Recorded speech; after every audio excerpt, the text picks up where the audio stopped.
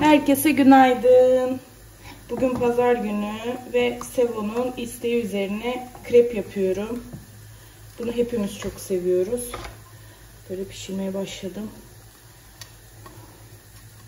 İlkler her zaman şöyle bir oluyor ya, bozuk.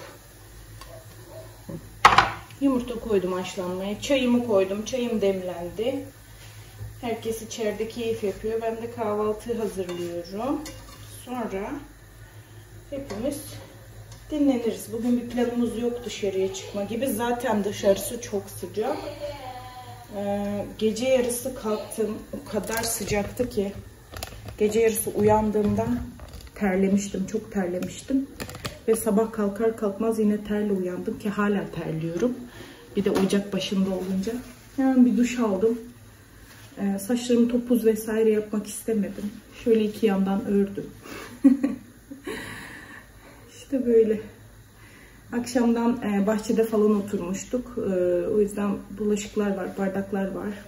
Makine boşalacak. Yani bir sürü işim var ama şimdi yapmayacağım. Bir kahvaltıyı hazırlayalım. Herkes bir doysun.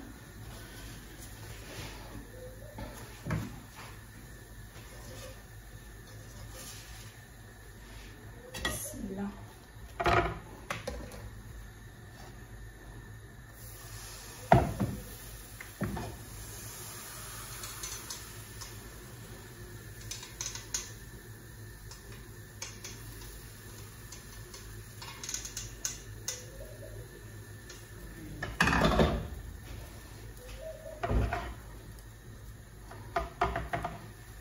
Önce tuzlu yapıyorum. Sonra da tatlı yapacağım birazcık. Biz tatlı seviyoruz. Selim'in ise bu tuzlu seviyor.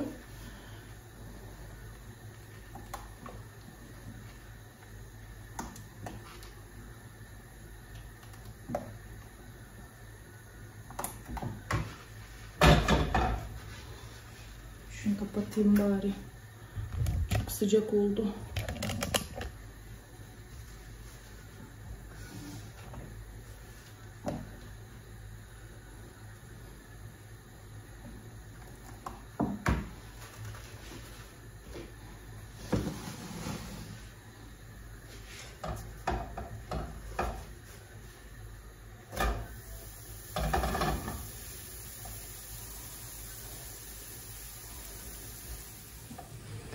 Diziye bir mola.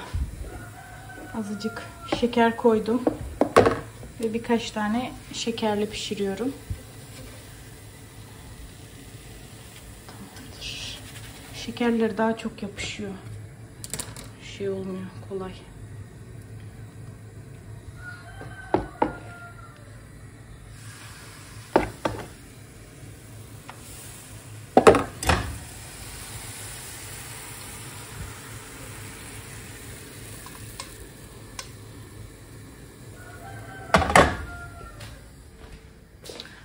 Kahvaltımız hazır. Hadi gelin.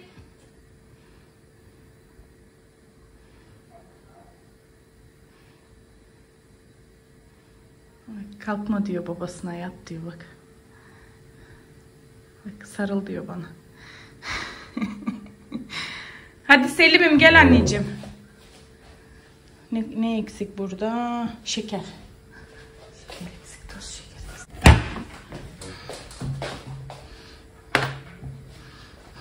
Ya da aşkım. Sen de şabah şabah duş aldın, kendine geldin. He? Hı.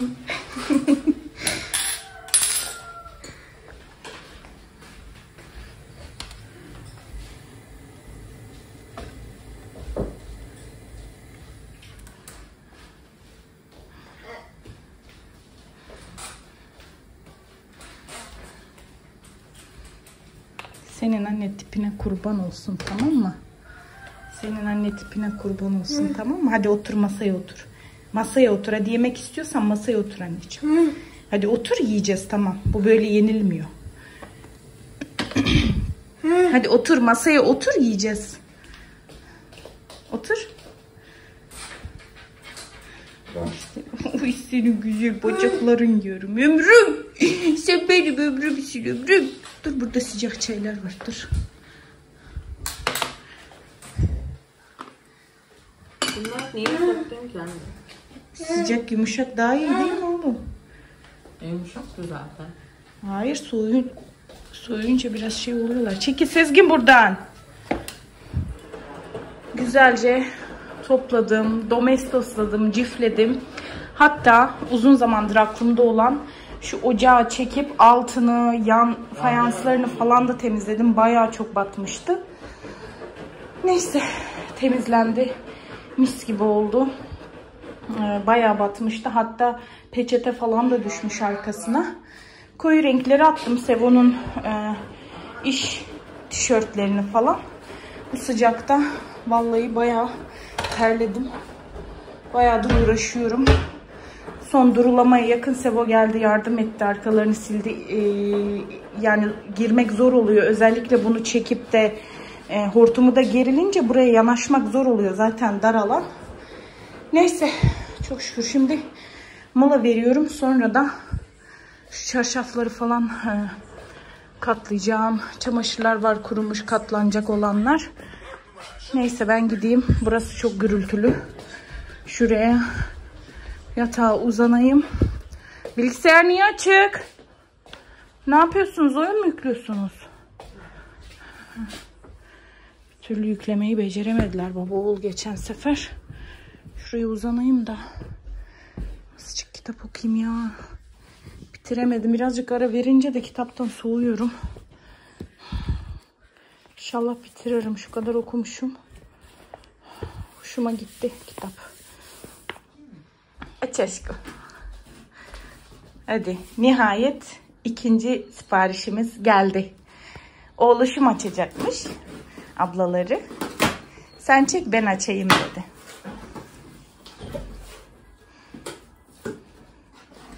Dur aşkım şöyle çekeyim. Işık güzel alsın. Bunu çıkarmak lazım. Anneciğim onu böyle şey yap. Dur ben yapayım. Ne yazıyor bu sefer? Dyson yanıyor işte. Tamam.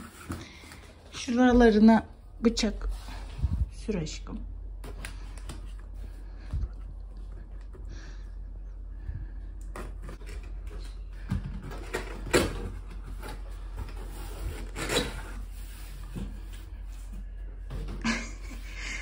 Anne diyor Dyson'la evi süpürmek de güzel olur ha diye.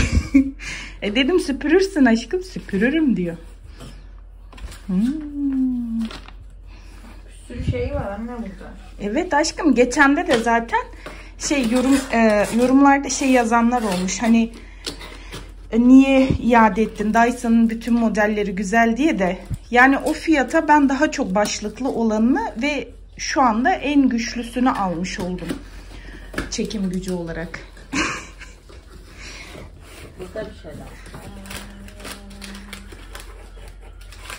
Çok şey var.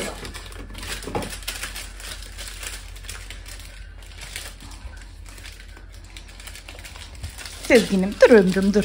Ha tamam sen onu alabilirsin. Al aşkım. Hayır almasın. Alsın annem, bir şey olmaz. Üzülürüm senin sevimli canlarına. Canımın içi benim.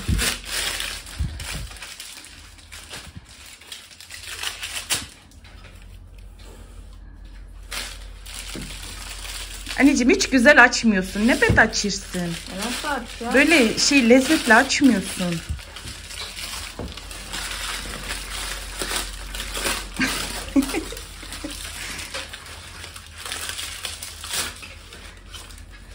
Evet. Kırılmaz oğlum. Bunda bir şey var Bunda mı? bir şey yok anneciğim. Burada bir şey var. Bunu açalım.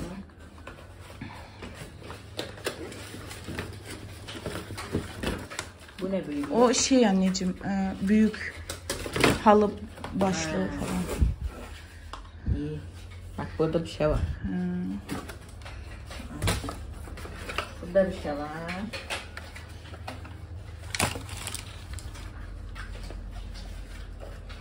Aşkım ben açayım, sen beni çek. Hı? Dur şunu açayım mı? Ha, tamam. Tamam açmak istiyorsan aç hepsini ya.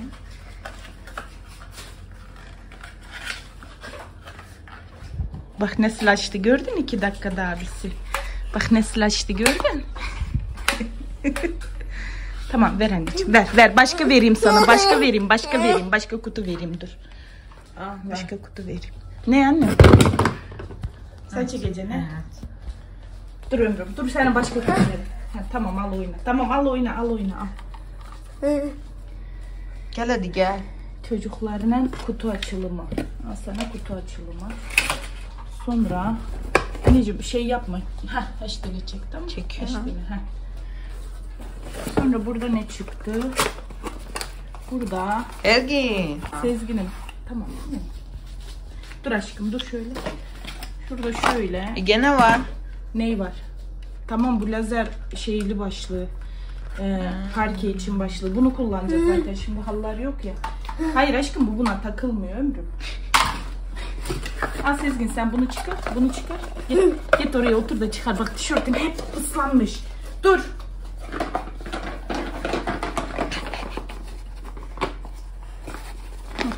Hadi git. Ben alayım meraklı canlarına. Sonra burada ne var? Şarj adaptörü. Anne stand almak lazım. Yatak ve koltuklar için başlığı. Bayağı böyle sert şuradaki şeyleri.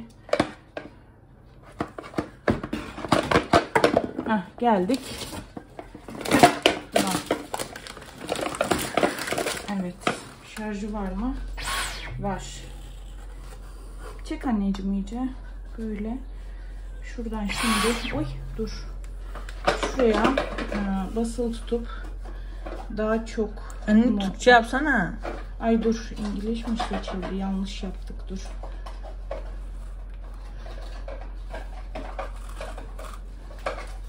Langologe'ye geleceksin. Langologe. Bas şimdi. Tamam. Türkçe ya. Dur aşkım bulacağız şimdi. Sen çekmeye bak.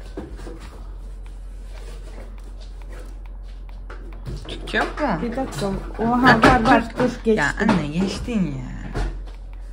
Geliriz annem gene dur. Çok gitme şimdi. Sen düzgün çekmiyorsun. Düzgün çekiyor.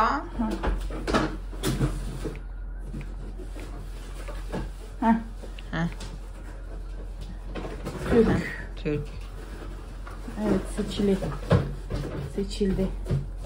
Tamam şimdi buraya da ne yapıyorduk? Çıkış mı ne yapıyorduk? Menüden çık. Anne çok sert basıyorsun. Tamam.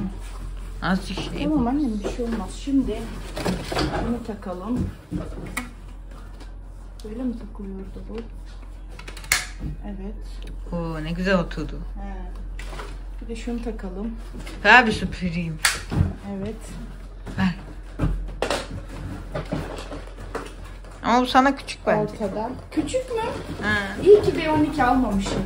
V12'de daha küçük bir şeyle oluyordu, hazneli ve daha hafif bundan.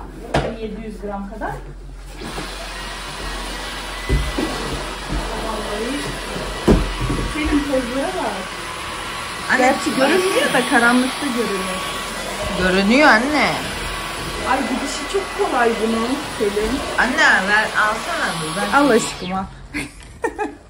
Nereye basıyor? Veririm ben seni. Tetiğe. Basılı tut aşkım. Nasıl? Çok iyi ya. Hafif. Sesi de öyle yüksek değil. Artık diğer süpürgeye elimden. Aynen. Hadi süpür aşkım. Şu karanlık yerde süpürelim aşkım, tozları görelim. Şu karanlık yerde süpürelim gel. Ya bak burası daha karanlık ya. Dur yavaş git. Tamam bas sen. Süpür. Geri yap, bir de geri yap. Süpür aşkım. Bak kalmıyor. Bak burada gösteriyor. Ne kadar falan çıktığı gösteriyor.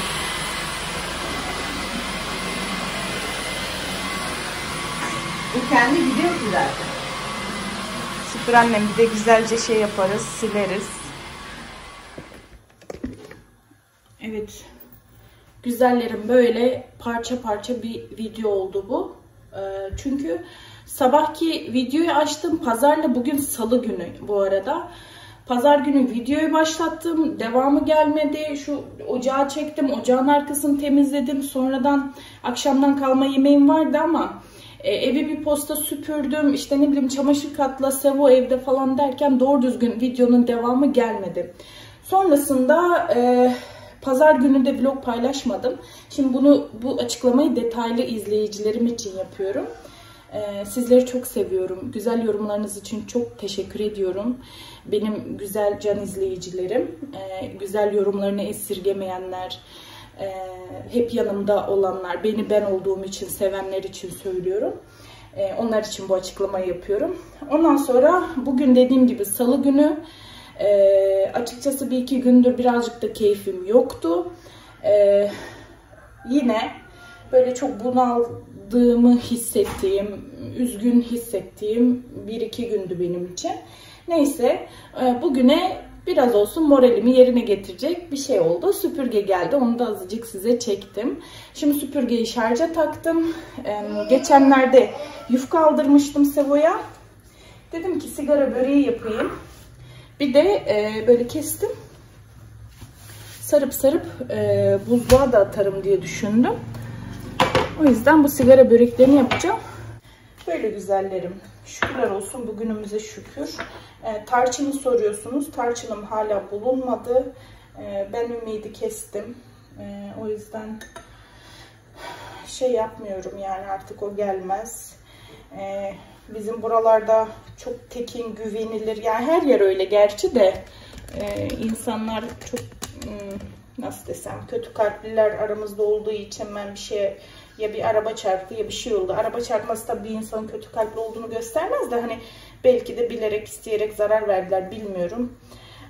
O yüzden haber yok hiçbir şekilde. Şunları koyayım kızarsın. Haber yok tarçınımdan yani. O öyle gitti. Ay, elimi yaktım. Şuradan spatulayı alayım. Yapmasam olmaz.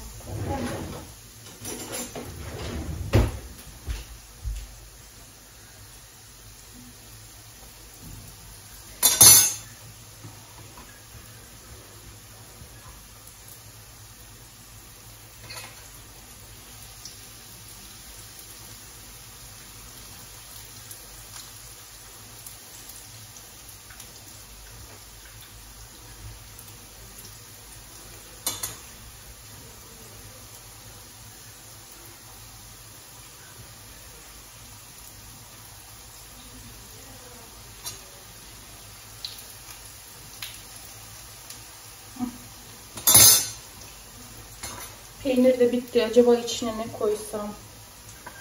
Sade sarıyorlar. Bazen görüyorum. Sade mi sarsam ben de acaba? Ya da sucuk kaşar mı koysam? Bilmiyorum ki. Kararsız kaldım. Böyle anneciğimi aradım. Komşusuna gitmiş. Beraber poğaçalar, kurabiyeler yapmışlar. Ben de geçenki vlogda biliyorsunuz kurabiye yapmıştım. Ve dün kurabiyelerden annemin komşusuna da götürdüm. Çok beğendiler. Hepimiz oturduk. Çay içtik. Sonra bugün de işte annemi arayınca komşusu Kebire hala dedi ki kızım hadi çık gel bak poğaça bir şeyler yaptım. Hepimiz oturalım dedi.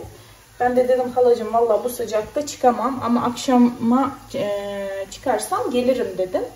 Belki akşam oraya gideriz bilmiyorum. Daha yemek ayarlamam lazım. Sevo da diyor ki patlıcan alayım da kıymalı bir yemek yapalım. O da çok basit oluyor zaten. Ben de dedim tamam madem al patlıcanı basitçe hemen bir patlıcanlı kıymalı yemek yaparım dedim. Öyle yani güzellerim.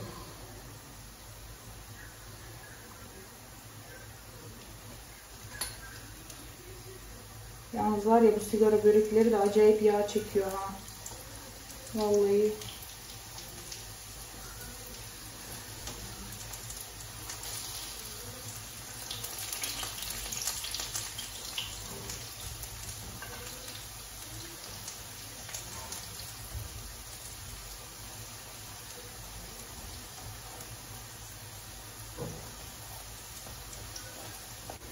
Neresi boş saracağım.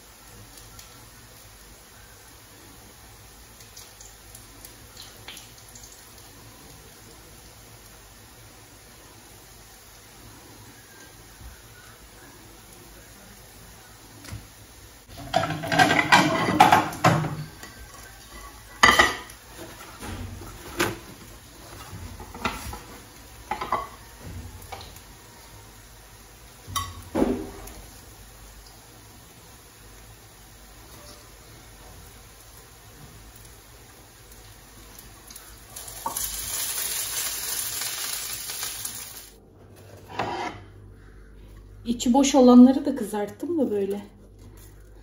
Hatta yakmışım şunu birazcık. Çıtır çıtır oldu vallahi. Mis gibi. Şimdi bunları da dedim ki böyle kaşar, sucuk koyayım. Birazcık büyük büyük sarayım. Önlü arkalı kızartırım. Ondan sonra ama bunları buzluğa atacağım. Kahvaltıya kızartmalık olsun. Hep gözlemeden sıkıldık.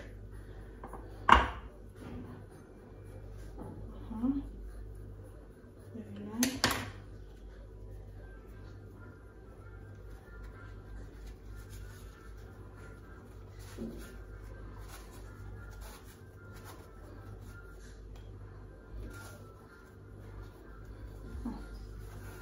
Şöyle dizeyim.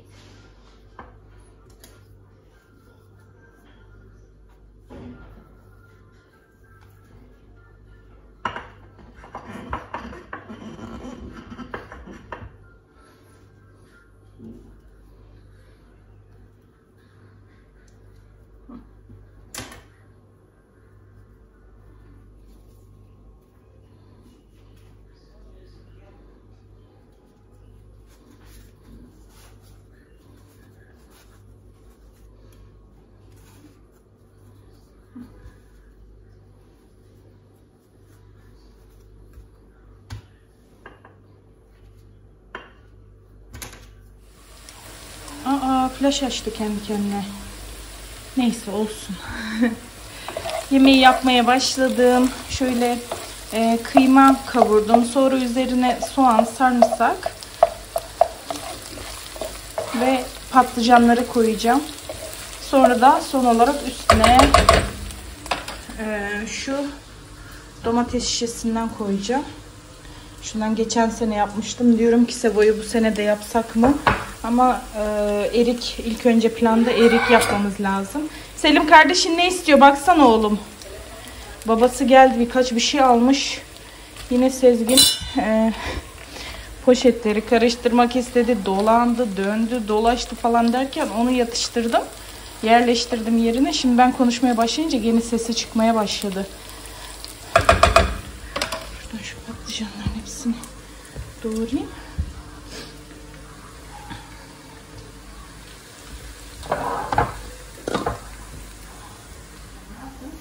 Yemek yapıyorum aşkım. Hani sen şey yapacaksın? Ne?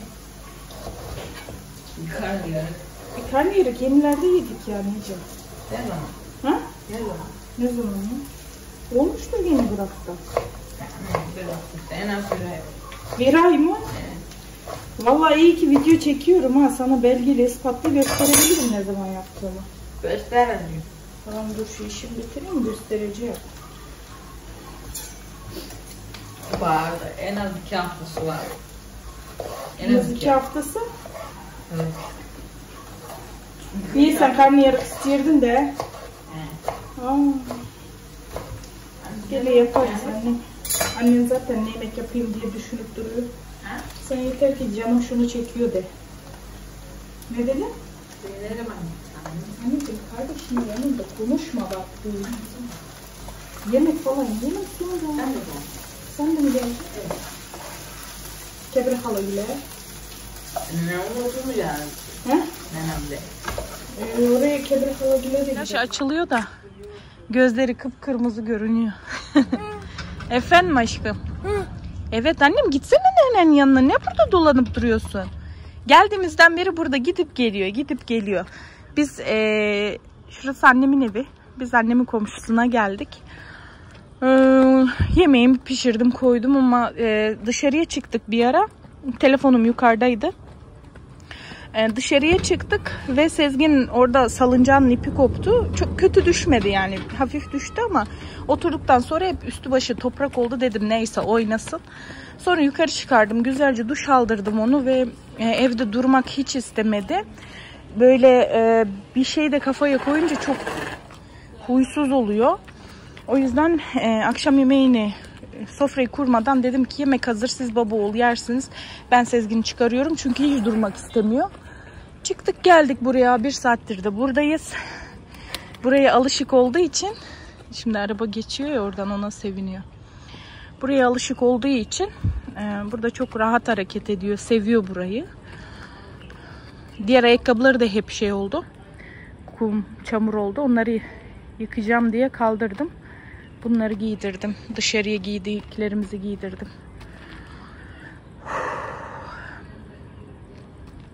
Aşkım benim. Papatyam. Ömrüm. Hadi gel de içeri girelim. Şurada içeride oturuyoruz hepimiz de. Sürekli dışarıda. Ben de tabii hep peşindeyim. Böyle giriyor, 1 dakika duruyor. Tekrar çıkıyoruz. Böyle. Anacığımın motoru. Benimki.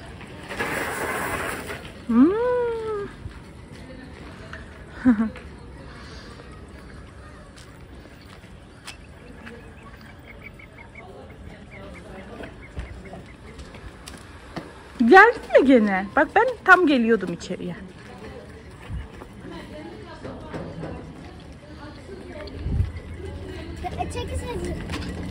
Bak kapatıyor. Aç aşkım, aç kapıyı, aç. Aç geçsin anneciğim, aç. Aferin benim akıllı yavruma. Senin canlarına kurban olurum. Senin akıllı canlarına ölürüm. Hı. Ne? Nereye anneciğim? Ha, inek geliyor. İneği gördün mü sen? Gel ineğe bakalım. Gel. Gel ikimiz ineğe bakalım. Mö nerede mö? Abo, tele takıldı da bütün tele oynattı.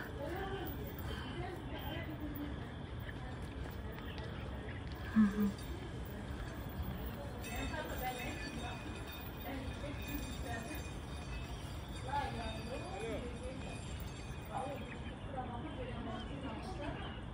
Anne aşkım mı? Sezgin gel ineğe bakalım. Bak o da sana bakacak. Gel. Gel elimi tut, elimi tut, gel.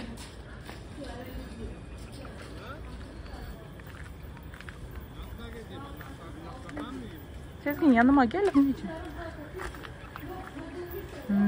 Bak. Mısır şeylerini gördü de onları yiyecek.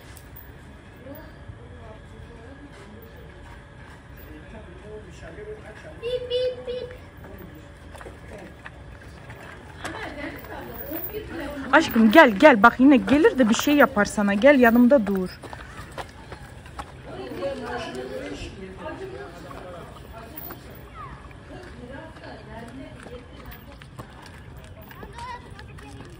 Pazar günü.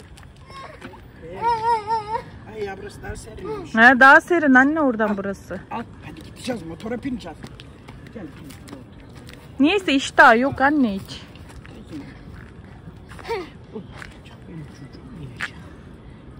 Adama diyorum ki yol var ötsene, yeni pataklasana diye bir şey yapmıyor maldan korkuyor. Az önce inek arabanın önüne durdu da. Yok ötse olurdu. He? Karavanı çaktım yola çıkmasın. Şeyi mi? Demiri mi çıkarmış topraktan?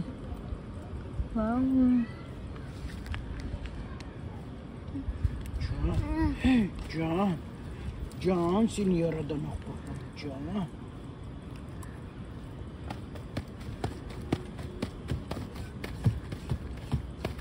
Seni yaradan kurban. Aşkım. Canım. Canım. Davetiye getirmişlerdi de onu yelpaze olarak kullanıyorum. Oh, eve geldik güzellerim. Sezgin'imin şurubunu da verdim. Şimdi o beni uyumak için bekliyor. Gideceğim yanına.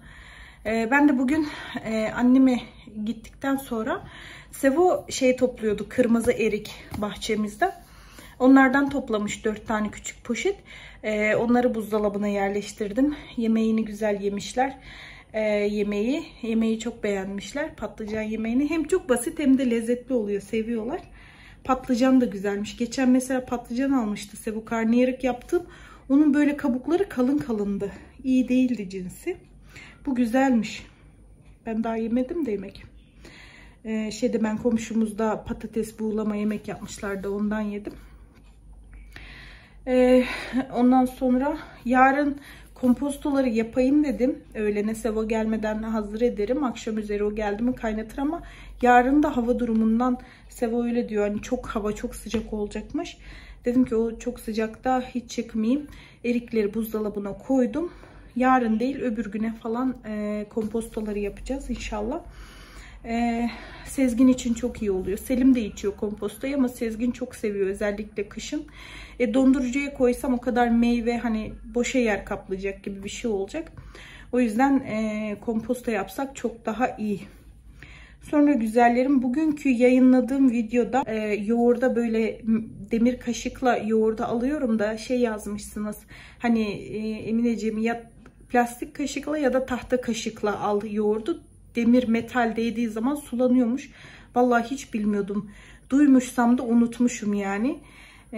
Bundan sonra dikkat edeceğim. Öyle yapacağım ki ben de böyle sulanmış yoğurt pek sevmem.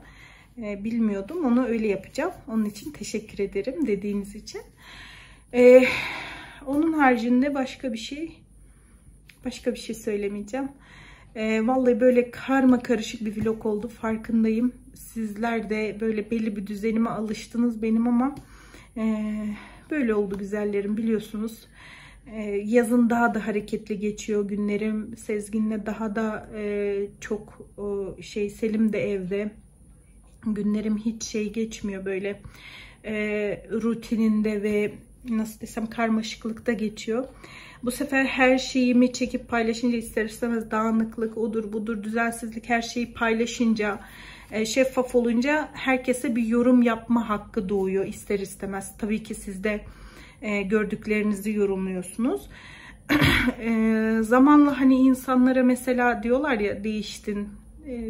Onlardan olmak istemiyorum, değişmek istemiyorum aslında ama ister istemez insanda bir çekinmiyor değil. Acaba şurayı çeksem derler mi?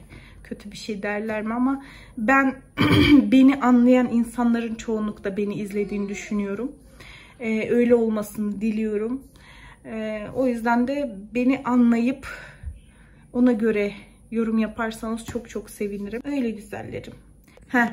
Bu arada süpürgeyle alakalı yorumumu yapayım. Süpürgeyi beğendim. Evet birazcık ağır 3 kilo kadar ama bunu zaten bilerek aldık ama o dönem başlığı böyle kendi kendini ilerletiyor. Zaten ben daha önce kuzenimin evinde de denemiştim bu süpürgeyi ve birkaç çeşit halının üstünde de süpürgeyi gezdirmiştim o büyük dönem başlığıyla. Fırçaları döndüğü için kendi kendini götürüyor. Biraz daha kolay itekleme oluyor. Sadece ağırlığını taşımış oluyorsunuz ama mesela benim önceki süpürgem halıya çok yapışıyordu. Onun da çekim gücü güzeldi ama başlığı halıya çok yapıştığı için böyle zorla onu itekliyordum. O çok zorluk çıkartıyordu bana. Bu öyle değil. Bu daha kolay böyle gidiyor. Sert zemin başlığı, bugünkü kullandığımız lazerli olan o başlık, o da daha hafif diğerine göre, diğer başlığa göre. O da çok güzel. Zaten süpürgeye söz söylemeye gerek yok. Gerçekten güzel bir süpürge. Öyle yani süpürgeyi beğendim. Zaten daha önce de denemiştim. Allah isteyen herkese nasip etsin. Böyle güzellerim. Yarın inşallah yeni bir videoda görüşürüz. Allah'a emanet olun. Hoşça kalın.